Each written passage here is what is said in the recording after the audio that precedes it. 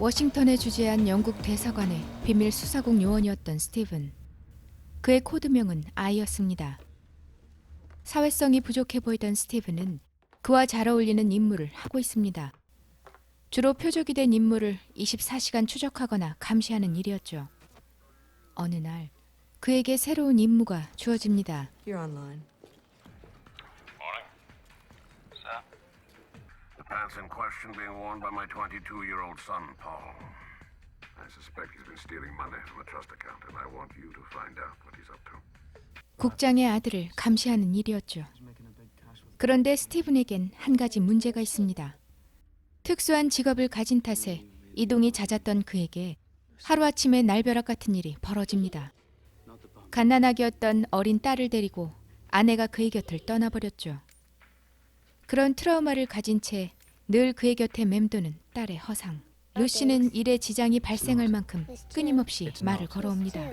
그러던 그때 국장의 아들과 웬 수상한 여인을 발견합니다.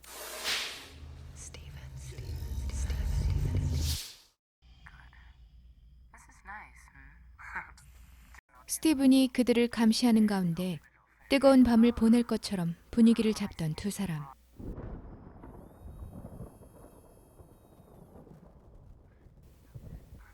그런데 여인은 한순간 국장의 아들을 무참히 살해하고 그 자리에 주저앉아 울고 있었죠.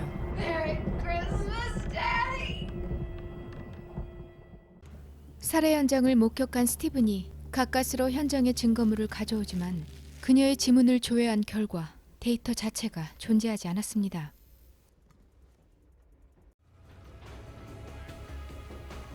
여인은 변장하는 솜씨가 뛰어난 인물이었죠.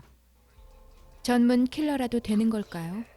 그녀가 왠지 궁금해진 스티븐은 국장의 아들이 살해된 걸 보고하지 않은 채 여인이 뒤를 쫓기 시작합니다. Mickey Argyle. 그리고 그녀가 살해할 다양한 남자들도 보게 되죠. 피츠버그에 도착 후 서둘러 하차한 그녀를 쫓던 스티븐은 이윽고 여인에게 추근대던 남자의 시신을 발견합니다.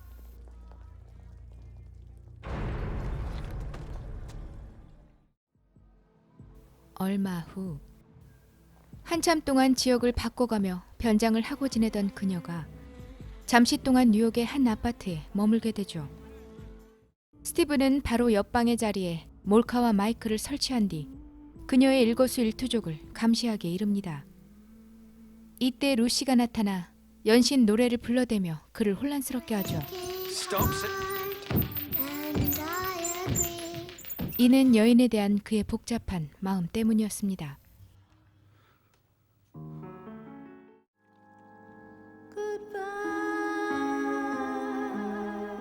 이후 그는 그녀가 살해하는 족족, 남겨둔 흔적을 지워가며 증거인멸에 나섭니다.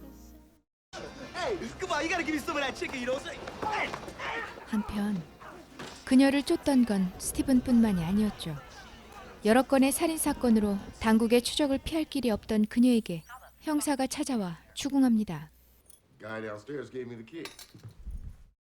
How much is this going to cost me? Are you bribing me? Yes, I am. No. 하지만 유혹에 넘어간 형사가 그녀에게 다가오자 순식간에 형사의 총으로 그를 살해해버리죠.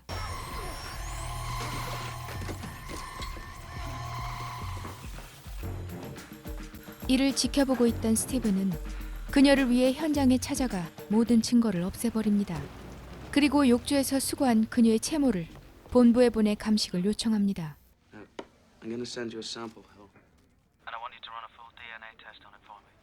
I'm sorry, sir. That's a 5. Pardon? It's a 5? No, it isn't. No, sir. It's a 10, you snake. 변장을 한 채 다시 도시를 떠나려던 여인은 앞이 보이지 않던 부유한 신사 레너드에게 접근합니다. 두 사람의 관계는 스티븐의 질투를 살 만큼 꽤 발전하기 시작하죠. 평소 별자리 운세를 즐겨보던 그녀에게 물고기 펜던트가 달린 목걸이를 선물한 스티븐. 그녀는 레너드의 선물이라 생각하고 기뻐합니다. 하지만 그 목걸이엔 스티븐이 설치한 마이크가 달려 있었죠. 그들의 모든 대화를 엿들을 수 있던 스티븐은 점점 레너드를 걱정하는 한편 질투심도 커져갑니다. If you like her so much, why don't you talk to her? I don't talk to anyone. 어느덧 여인에게 푹 빠져버린 레너드는 가게를 선물할 만큼 그녀에 대한 신뢰도 깊어졌습니다. 그녀 역시 레너드로 인해 모처럼 안정적인 모습을 찾아가죠. 때마침 감식 결과가 나옵니다. The DNA test. She's got a record.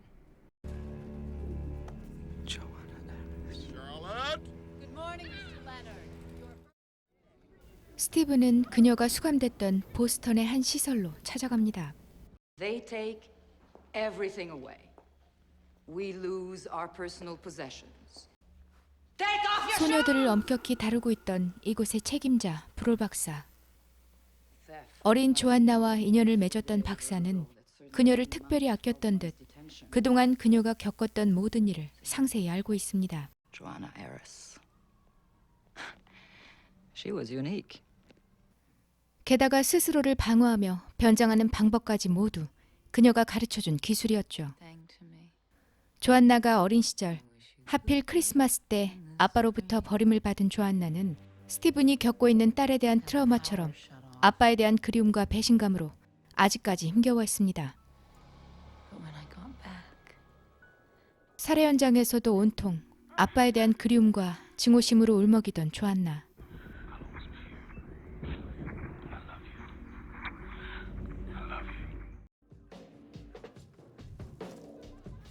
처음으로 레너드에게 진실한 사랑을 느낀 조안나는 모든 아픔을 털어놓고 그에게 청혼합니다. Why me?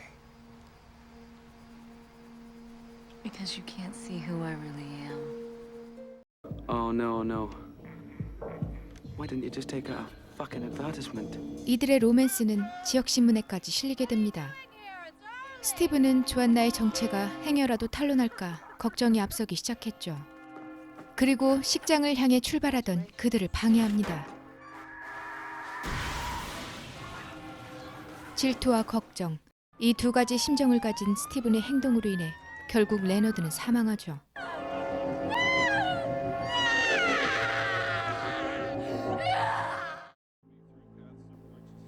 이후 전 지역을 돌며 한참이나 방황하던 조안나. 그리고 그 모습을 지켜보던 스티븐.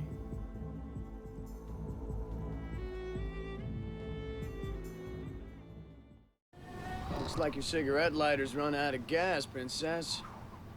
Diane. 조안나는 차가 고장나는 바람에 어쩔 수 없이 지나가던 양아치의 도움을 받아 가까운 모텔로 향합니다. 마치 예고된 것처럼 추근대던 양아치를 해치려다 실패한 조안나는 그에게서 엄청난 폭행을 당하죠. 이때 처음으로 조안나를 구하기 위해 그녀 앞에 나타난 스티븐. Welcome to heaven, princess. Yes? 하지만 다음날 조안나는 그의 차를 훔쳐 달아납니다. 게다가 그의 귀환을 압박하는 비밀 수사국. Hugo and his wife bought it in a car accident a month ago, so it's finished, it's over, you're coming home. The boss is dead.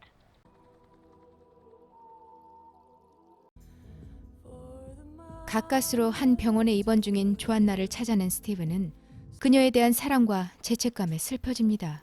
You know she lost the baby, don't you?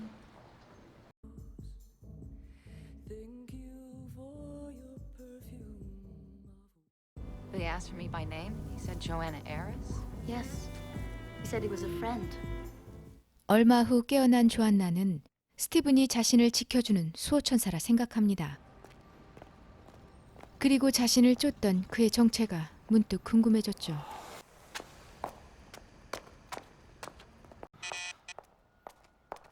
Come on, fucking come on. Come on! 그런데 그때 Miss Harris! Federal Police! 체포 직전에 놓인 조안나.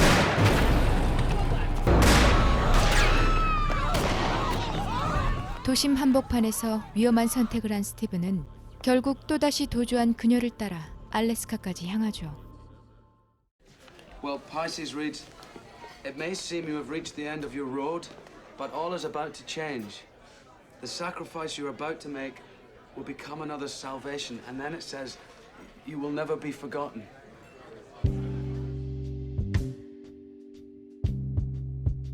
또 다른 이름과 또 다른 모습으로 지냈던 조안나. 그녀 앞에 모습을 드러낸 스티븐을 전혀 모르고 있던 그녀는 FBI의 끈질긴 추격조차 눈치채지 못합니다. 모든 걸 체념한 듯 보이던 그녀에게 그가 데이트 신청을 해보지만 조안나는 시큰둥한 반응과 별다른 관심이 없어 보이죠.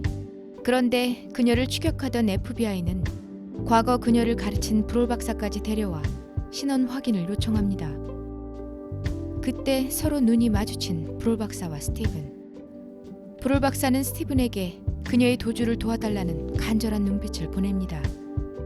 그 역시 조안나에게 신호를 보내 사태를 알린 후 박사에게 눈인사를 건네며 카페를 나오죠. 하지만 조안나를 그의 거처로 피신시킨 스티븐은 그동안 그녀에게 당했던 남자들처럼 자신을 의심하는 조안나에게 위협을 당합니다. 이제야 스티븐이 그동안 자신을 지켜주던 수호천사라는 걸 깨닫지만 결국 도주하던 도중 조안나의 차가 전복되며 최후를 맞이합니다. 영화는 이렇게 끝이 나지만 사실 해외 버전엔 다른 결말이 존재합니다. 스티븐이 읽어준 물고기 자리 운세처럼 세상의 끝에 다다라 죽음을 맞이한 조안나.